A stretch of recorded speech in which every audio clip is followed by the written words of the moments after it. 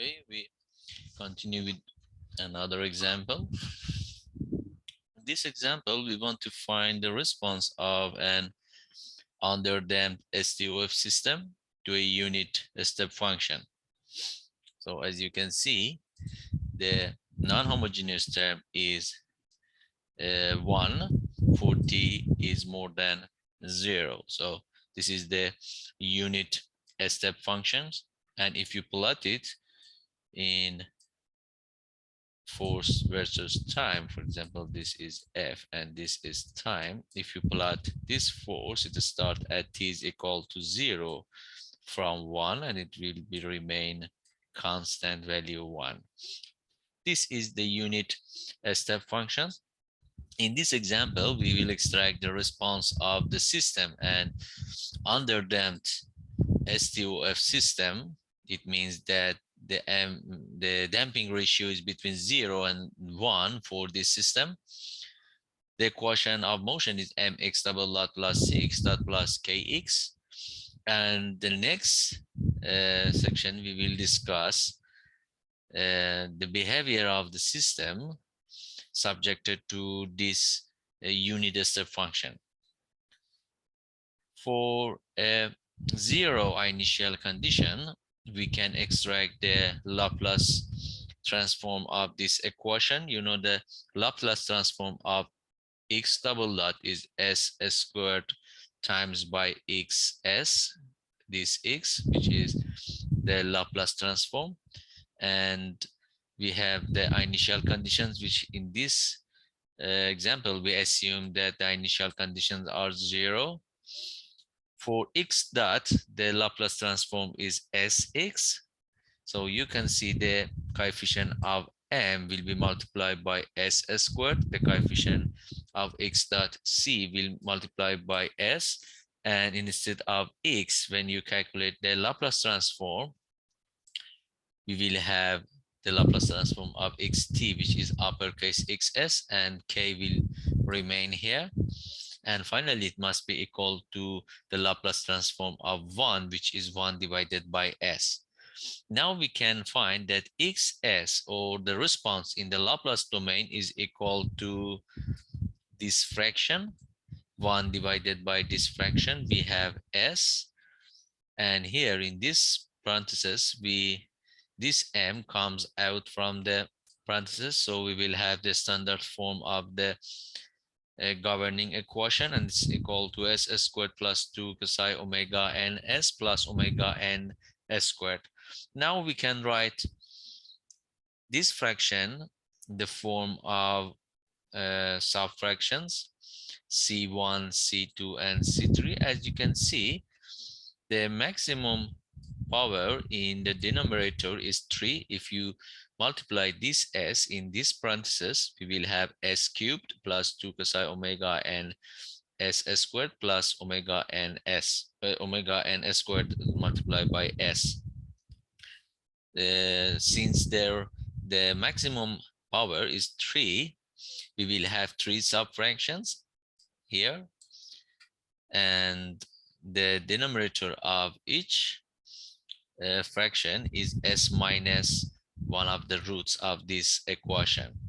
This is a cubed algebraic equation, so it will have 3 roots, s1, s2, and s3, and the numerator will be calculated from this equation here. And you know, when you want to calculate these fractions, the numerator of the first fraction must be multiplied by the denominator of the second and third fractions, and the numerator of the second fraction must be multiplied by these two, the denominator of the first fraction and third fraction, and finally the numerator of the third fraction c3 must be multiplied by the denominator of the second and first fraction.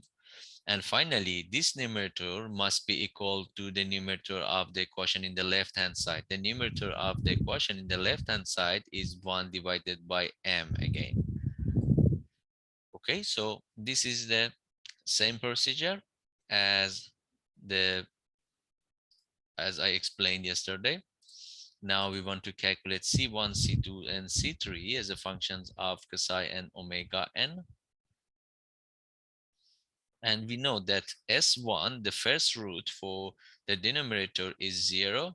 Easily you can see here because one root is S is equal to 0, and we have two other roots for this algebraic equation, which this equation in fact is the characteristic equation. S2 and S3 are the roots of characteristic equation, minus psi omega n plus minus I omega d.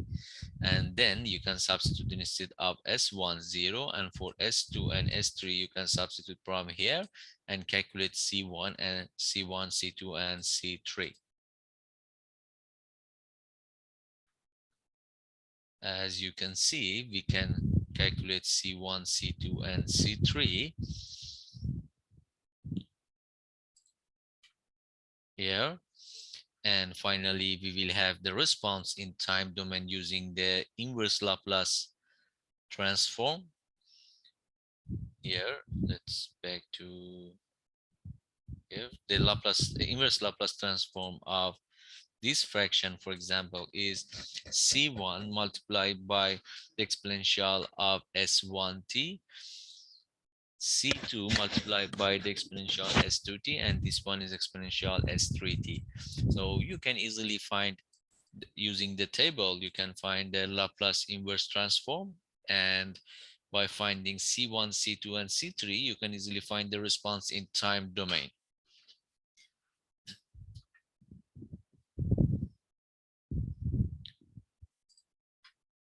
So this is the response in time domain. As you can see, this is the xt. Using the Laplace transform, we obtain the response of an underdamped system to a unit step function. As you can see, this is an vibrating response, but the steady state response is about 1. Here you can see, by increasing the time, the response will be about 1, because the external force is 1, so the steady state response will be remain about this unity. Of course, this 1 in fact is the dimensionless value for the response. As you can see, we multiply the response by the stiffness of the system and divided by the amplitude of the force. The amplitude of the force, if it was 1, then it will be k times by xt. So this is the dimensionless form of the response versus time. And the steady state value, when we plot the dimensionless response, will be equal to 1. Now we want to discuss this graph and the characteristic of this graph, and we will define some new parameters for this system.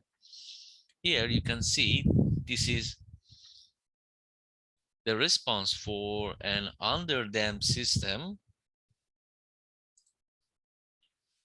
when psi varies between 0.1 to 0.8 for different values of damping ratio. If you plot the response of an underdamped system to a unit step function, you can see that all of them after a while will achieve to the steady state value, which is equal to 1. And again, I should mention that this is the dimensionless value of the response. So if you plot for all of the value of damping ratio, finally you will achieve to 1. The response will achieve to 1. But if you remember, for a system, for example, for the free vibration of the system, when we plotted the response, to start from here and it vibrate about its equilibrium position and finally achieve to 0. But here the vibration is about 0.1. As you can see, it's not about its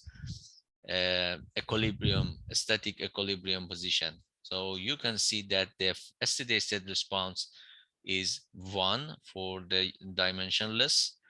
And now we want to discuss the behavior of a system and extract some characteristic of a system based on this diagram, some important parameters.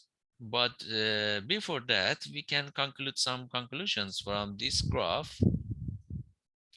The first is for an undamped system, when Kasai is equal to 0, when there is no damping in our system, the response exhibits oscillations which never die out. It's similar to the free vibration. When we have free vibration, we will have oscillation about static equilibrium, and when we have unit step function, we will have oscillation about the steady state value of the response.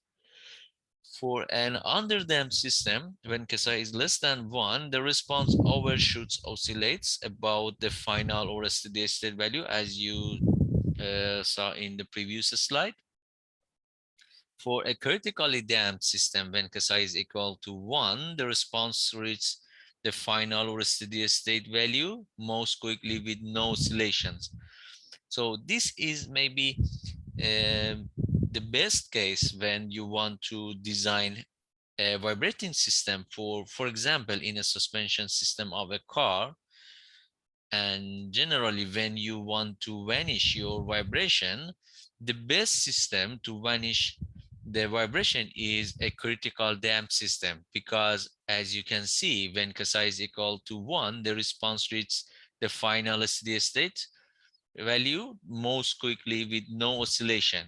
And usually we prefer, when the vibration is a bad phenomenon or is a harmful phenomenon in our structure, we usually prefer to vanish the vibration as fast as possible. And you can see when Kasai is equal to 1, we will have the most quickly achievement to the steady state value without any oscillation. So this structure will be safe. And in this type of cases, we prefer to design the damping and the stiffness of the system. And sometimes even by changing the mass of the system, we try to achieve to the critically damped system. And finally, for an overdamped system, when Kasai is more than 1, the response reaches the steady state value slowly with no overshoots.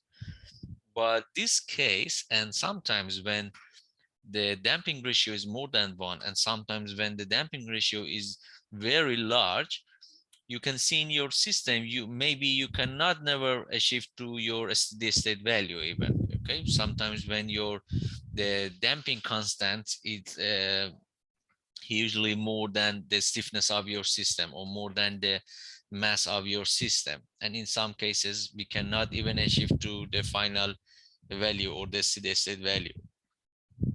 Okay, see, these are 4 different systems that we can have, and as I told you, the third one is usually the preference for us to design. Now we want to extract the different parameters of a system. The first one is the peak time. The peak time definition is the time required for the response to attain the first peak of the overshoot. For this purpose, if you calculate the velocity of your system, or x dot, when x dot is equal to 0, you know that you will achieve to the maximum of your displacement. For example, if you assume that we deal with a simple single degree of freedom system, this is the spring, it's connected to a mass m. It starts from, for example, this is the static equilibrium position. It starts from here and it will go to the right, because this is, for example, x, and finally it will be stopped in somewhere. For example, at this point it will be stopped and change the direction of the motion and start to move to the left. This position is the maximum response attained by the system. So at this position, when the direction of the motion is changed, we know that x dot is equal to 0. So if you find the x dot and equated to the 0, you can extract the time required for this. which we call it TP, or the peak time, and it's equal to, if you calculated this for an under-damped system, you can easily extract this from the mathematics equation. You can extract it, that is equal to pi divided by omega d, which this omega d is the frequency of damped system, or frequency of damped vibration, and it's related to the natural frequency of the system and the frequency, damping ratio. So this is the first parameter, peak time. The second one is the rise time, and rise time has two different definitions according to your the nature of your system. If your system was an overdamped system, the rise time is the required time to for the response to rise from 10%, 10 to 90% of the final steady state value. But if you deal with an underdamped system, usually we say that the required time for the response to rise from 0 to 100% of the final steady state value is defined rise time. So if you extract this time uh, from the maximum value, and you can extract that it's equal to pi minus alpha divided by omega d. Again, omega d is the frequency of the damped system, and alpha, which calculated from this equation, and it's related to the damping ratio of the system. Again, you can see that rise time is related to the natural frequency and damping ratio. So you can see again, these parameters in the structure are directly related to the natural frequency and damping ratio. I mean, if you want to design a vibrating system for a specific structure for a certain condition, you need to only change the damping in your system, or mass and stiffness. By changing this value, you can change the damping ratio and natural frequency of your system. So definitely you can change the rise time in your structure. The third parameter is the maximum overshoot. The maximum overshoot is the maximum peak value of the response compared to the final steady state value, and it's usually expressed in a percentage format, and we can define it exponential minus psi pi divided by square root of 1 minus psi squared. And again, in this case, you can see that the maximum overshoot is directly related to the damping ratio. And sometimes even you can use this equation to extract the damping ratio in your system. I mean, for example, you can assume that you have a structure, you have a complicated structure, a single degree of freedom system, but you can extract the response of your system. You will see in the last section, I think, yes, in the last section, week 14, I will show you how we can extract the response of any type of system using the sensors, using the accelerometers. By using the accelerometers, you can extract the response of the system. Assume again that you deal with a building, for example, and in this building you don't know how much is the damping in your system, how much is the damping ratio, how much is the natural frequency, and you don't have any information, you don't have any data about the characteristic of this structure. You don't have any information about the stiffness, about the damping, about the mass, okay? But you have the response. By using this response, another method that you can use in addition to the previous methods that I explained in previous chapters, you can use this equation to extract the damping ratio of your system when you have the maximum overshoot. Because I will show you in the next slides, I will show you that you can measure this maximum overshoot on the response curve. And when you calculate this MP, you can easily calculate the damping ratio from this equation. So this is another method that you can consider in the experimental test. The fourth parameter is the settling time. which is defined as the time during which the response reaches an state. It's very important that it reaches an state within plus minus 2% of the steady state value. And again, you can extract the numerical equation for this parameter, and it's equal to this equation. But sometimes, because we deal with an overdamped with an underdamped system, and we know that psi is between 0 and 1, it's less than 1 and more than 0.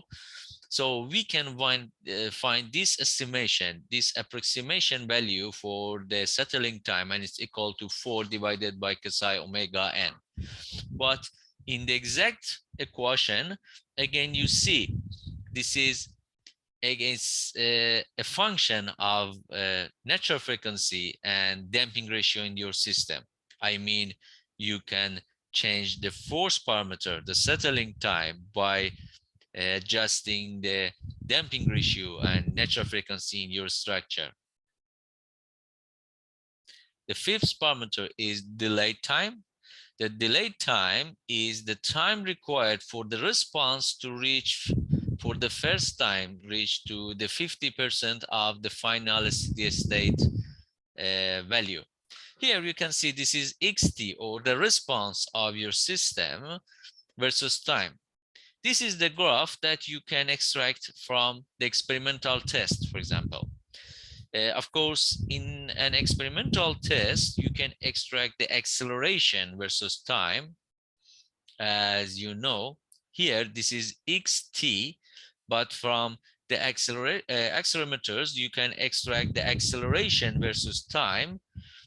And by using the integrals, of course, there are some points that when you want to calculate the integral of the real data and find the response and velocity from the acceleration, you should consider some corrections on your integral method.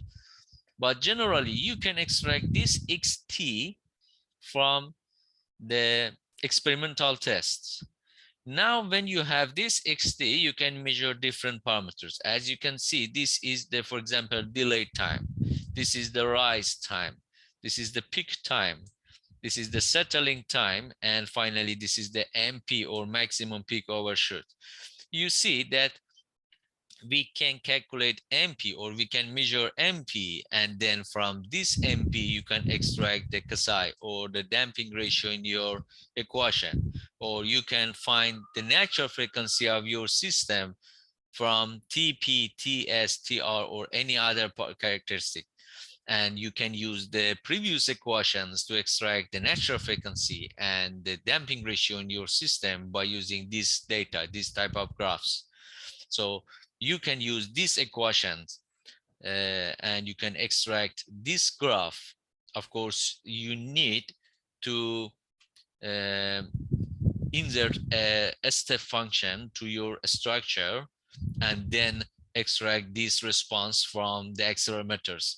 Then you can do your analysis and extract the natural frequency and the damping ratio in your system.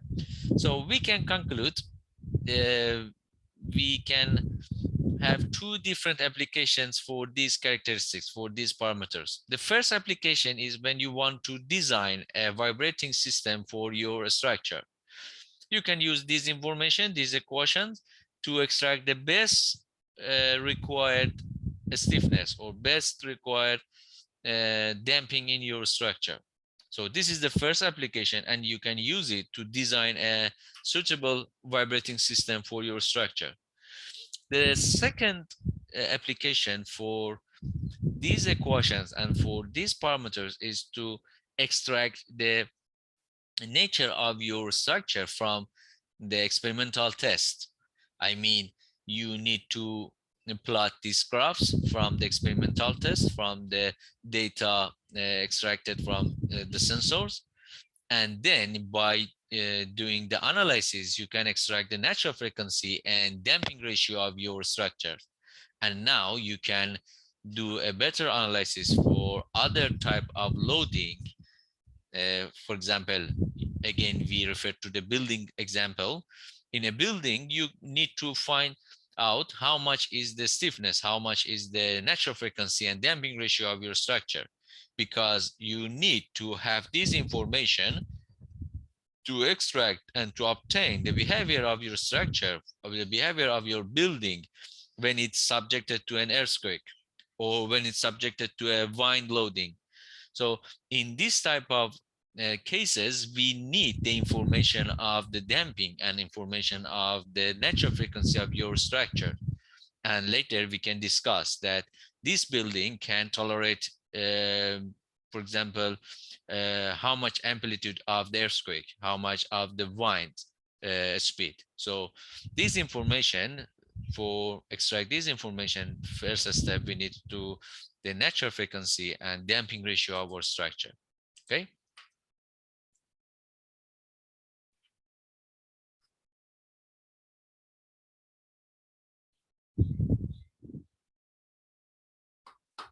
Okay, one example. We want to find the peak time, percent overshoot, settling time, and rise time from the transfer function of the system given by this equation. Here we know that first of all, the transfer function is the ratio of the response to the external force, of course, in Laplace domain. If you assume that we have the equation of motion in the form of mx double dot plus cx dot plus kx is equal to ft. This is the equation of motion in time domain. If you find the Laplace transform of this equation for the zero initial condition, of course, I should mention that transfer function will be obtained for zero initial condition. Okay, so in this case, assume that we have this is the equation of motion.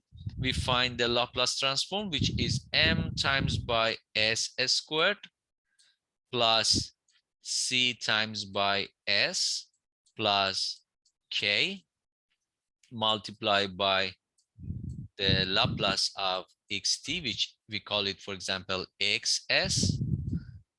And in the right hand side, the Laplace transform of ft, which we call it, for example, fs. Now the ratio of xs to fs is the transfer function, which we show it with ts. So xs divided by fs is equal to 1 divided by m s squared plus cs plus k. If you compare, this is ts, this equation, if you compare equation 1 with equation 2, which is the given data in your example, if you compare them, you can extract m, c, and k, or you can extract the natural frequency and damping ratio of your structure. Here in equation 1, if you factor this m and write it in the standard form, I mean, it's equal to 1 divided by m will comes out from the parentheses. We will have the coefficient of s squared will be 1. This is the standard form. The standard form, again, I mentioned that the standard form of the equation of motion is when the coefficient of x double dot, or in Laplace domain, the coefficient of s squared is 1. This is the standard form. It will be plus c divided by m, that you know that c divided by m is 2 psi omega n. Yes, and multiply by s, and plus k divided by m, which k divided by m is omega n squared. Now we call it, for example, equation 3. Now if you compare equation 3 and equation 2, you can conclude that 1 divided by m is equal to 225, this value. 2 psi omega n is equal to 15. and omega n squared is equal to 225. Now these are the important parameters of your structure. I mean, you have omega n, you have psi, and now you can obtain other parameters from the equations here. For example, for the peak time, you know that it's equal to pi divided by omega d, and omega d is a function of natural frequency and damping ratio. Natural frequency and damping ratio are calculated here. As I told you, omega n squared is 225, so omega n is 15 radian per second. 2 psi omega n is 15, omega n is 15, so psi is 0.5 or is half. Now we can substitute for omega n and psi and finally calculate the peak time. For the settling time, 4 divided by psi omega n, psi is half and omega n is 15. You need only to substitute here and calculate. And for the maximum peak overshoot and rise time as well. So the main important point is to extract omega n and the psi. In the analytical problems, we can extract the natural frequency and damping ratio and calculate these parameters such as peak time, settling time, and maximum peak overshoot and rise time. But as I told you, in the real problems, when you deal with a structure and you want to extract its parameters using the experimental test, you can obtain these parameters, TS, TR, TP, or any other parameter. And using this equation, you can obtain the psi and omega n.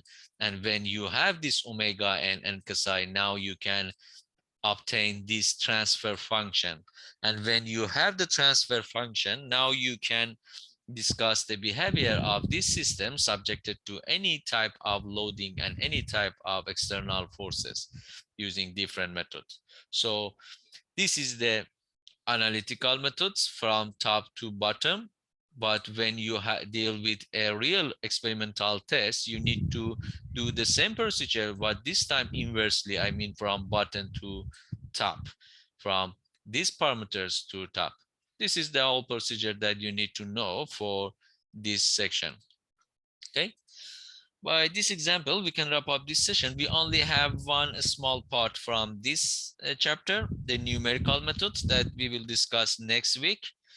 And after a 10 minutes break, we can start the tutorial session. Okay, thank you.